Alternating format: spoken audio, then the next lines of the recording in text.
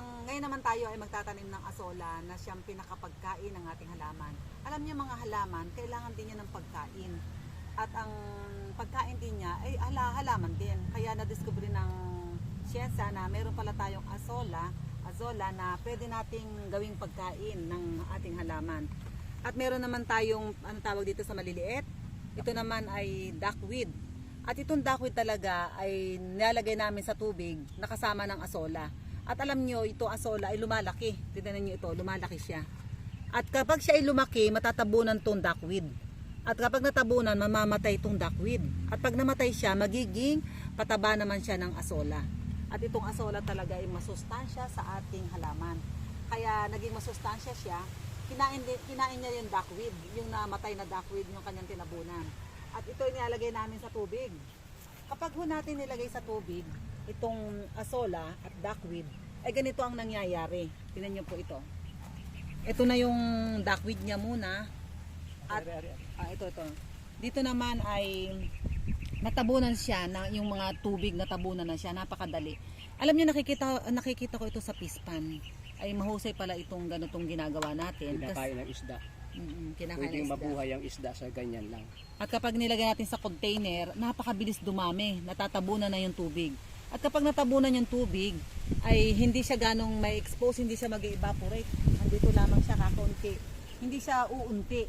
Kaya magiging ma-maintain niya yung dami ng tubig. Kaya maganda palang meron itong asola at saka duckweed. At itong duckweed nga ay napakabilis dumami. At meron din siyang asola pinag-partner ni Pastor. Bukas ay ito ng asola kasi lumalaki. Itong duckweed ay matatabunan na niya. Tingnan natin doon sa sa aming tinanim sa kabila. Kung ano itsura na ng duckweed na aming tinanim. Titingnan muna natin bago tayo babalik uli dito para tuturo ko sa inyo kung paano naman magtimpla ng duckweed. Tingnan nyo itong aming ginawa ni Pastor na ito'y tubig. Meron siyang kalabasa dito. At ito palang asola ay napakalaki na. Tapos yung duckweed ay halos natabunan na, wala na. Pero ito ay may tubig. Huwag kayo matatakot dyan at ito'y pagkaginanyan ay pwede natin kuhanin. Pag kinuha natin yung tubig, napakasustansya. Mataas ang nutrients niya. Tapos ilalagay natin sa halaman. At tingnan ang paggawa ng asola kung paano magtimpla.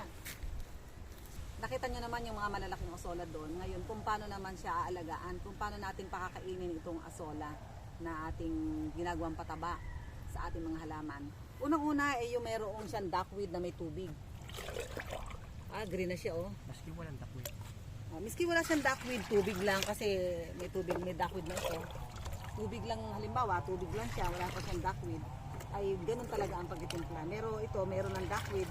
Kaya maganda talaga ito, duckweed at saka tubig.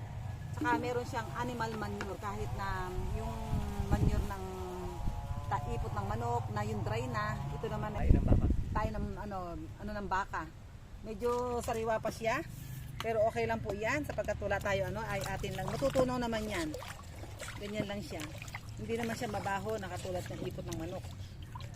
Yan. Pero yung pagka manok naman, ang ipot ng manok ay yung medyo dry na. At lagyan natin na lahat ang tubig.